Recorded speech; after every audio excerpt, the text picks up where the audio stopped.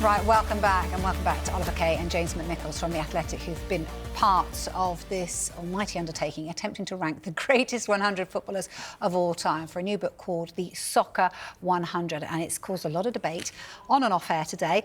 So let's get to it then. The top 10, who has made the list? Let's go for the 10 to 6 then. So here we have. So Platini in at number 10, Puskás at number 9, Zinedine Zidane at 8, Franz Beckenbauer at 7 and Alfredo Di Stefano at 6. Why?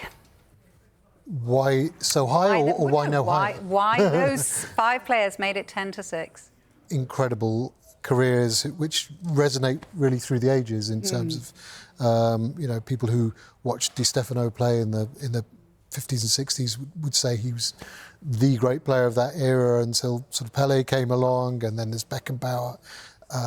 Ferenc Puskás, the same, 84 international goals, which in an era where you weren't playing against Liechtenstein and Andorra and San Marino, it was, and 84 international goals in an international career which was curtailed by, for political reasons as well. So these are players who to me are, they are sort of cast in stone, set in stone among the pantheon of greats. I think one thing that was really interesting, and you can correct me if I'm wrong, Ollie, but when we were trying to compile the list, we did find that the top 10, roughly, there was sort of a consensus on those players.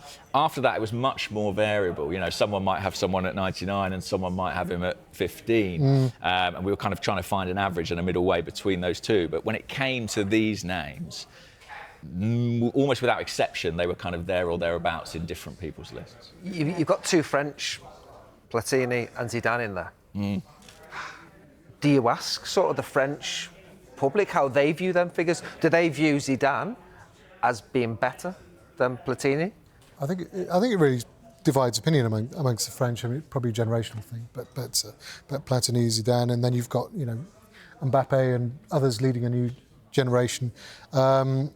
Platini might be sort of remembered by some because of politics he ended up getting involved in UEFA and FIFA, but he was growing up in the 80s, and he was an outstanding player in the first couple of tournaments I saw, the 1982 World Cup and the 1984 European Championship, which France won. He was an incredible player, but look, they are players who I think would be. I think they got in most people's top 10, those players. Yeah, and I think it's interesting, we were chatting before the break about kind of the diversity of the list, and Zidane, although, of course, he's a French international, the place he holds in kind of modern multicultural France as a sort of North African immigrant family is really significant. So I think he has a kind of symbolic significance to that country as well, which I think weighs in our considerations too. OK. James, you've got the honour of announcing and revealing the top 5. OK. Are you going to put it up on the screen as well? Yes, we are. Fantastic. There they go. Yeah, Cristiano Ronaldo in at number 5, Johan Cruyff, number 4, Pele, number 3, Diego Maradona, number 2, and Lionel Messi, number 1. I mean, it's hard to argue. I don't know how Ronaldo will feel about coming 5th. He likes to be number 1 in every. I don't think he'll be thrilled. I don't think he will be thrilled. But was Messi the unanimous choice, or was there that not unanimous, Bain? No, not unanimous. You wouldn't expect unanimous. I think he was. He was a lot of people's first choice, and that it might be a generational thing, but you look at the career he's had, and the artistry, the genius, the brilliance sustained at the very highest level for such a sustained period. It's been incredible.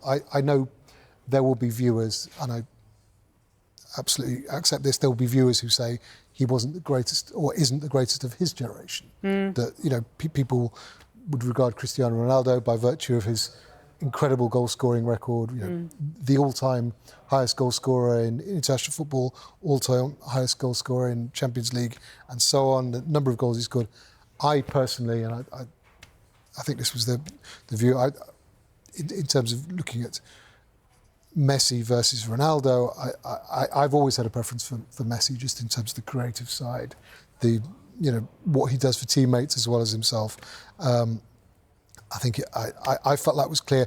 I think it's harder to judge, perhaps, Maradona versus Messi, but then you've got, I mean, the point I made about sustained period, and it's Messi having done it for sort of 15, nearly 20 years at the very highest level, and Maradona, much as I absolutely idolised him and loved him as a player and forgave him almost I immediately. can't forgive him for no, something. I idolised him. I never thought I would see another player like him. Yeah, and it was ridiculously talented. But you have to recognise that his career was sort of pockmarked by controversies and cut short effectively by off-the-field problems and positive drug tests at the World Cup. I don't think any of that really works in Maradona's favour in terms of that sort of greatest of all time question. But what it does probably give him is this sort of iconic status that he's, you know, as a personality, as an icon, he's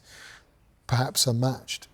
Messi as a personality is nothing like so appealing, but I felt that Messi over Maradona was a difficult decision, but it's a bad 24 hours for Ronaldo, isn't it? Sent off last night. Yeah, Number 5 on this today. but only Cristiano Ronaldo could possibly regard number 5 fifth best player of all time. I know. In football as what happens if Ronaldo wins the World Cup this summer? Do you have to sort of, can you tweak that a little bit? Or not? I think it would affect people's views, but I was never of the view that Messi had to win the World Cup. I mean, Argentina won the World Cup on penalties in the end, and if Argentina had not won that final, would Messi be several places down the list? I don't think that. I don't think he should be. Maybe he would be. So. Let's look at the fact that, you know, we've got one Premier League footballer up there in terms of Cristiano Ronaldo. Who was the next top-ranked player that's played in the I believe it's Thierry Henry. Yeah. Yeah, and I actually wrote that chapter on Thierry. And the way that we came at it was because in each chapter, rather than, you know, it just being a list of players, we tried to find something unique or original or different to tell you about them. And what was fun with Thierry is that we thought about what it was like to play against him. And I actually spoke to Sky's very own Jamie Carragher about that experience. And he recounted his sort of the night sweats and the terrors that he would have before facing Thierry Henry and the difficulty of that, and how, you know, you couldn't push him wide, you couldn't let him come central, what a test it was for him every time they played together. And that's the thing about this book, like in that a lot of the names will be familiar, but we've tried to uncover kind of different aspects to their stories that's been really interesting and show a different side. Like with Maradona, I think we've got Michael Cox breaking down his iconic World Cup performance against England, you know, from a tactical perspective.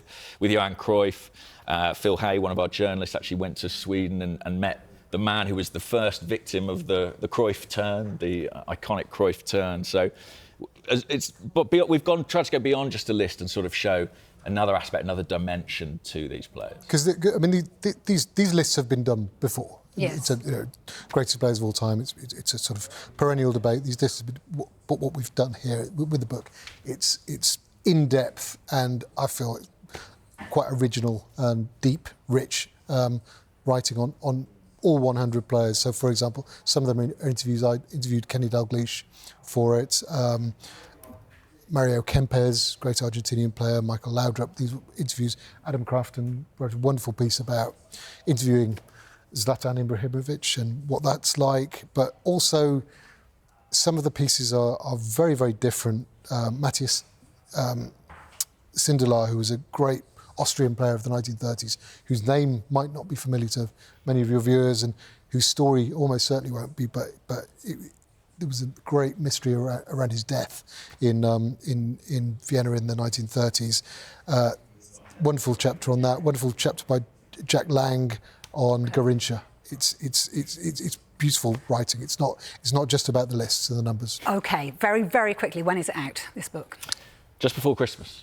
But I think available for pre-order, I think from now, if not from now, very, very, very soon. So if you pre-order it, you'll get it in time. I was going to say stocking filler, but you'd need... It's big stocking. Big stocking. Ollie and James, thank you so much. Neil, stay there. Don't go anywhere.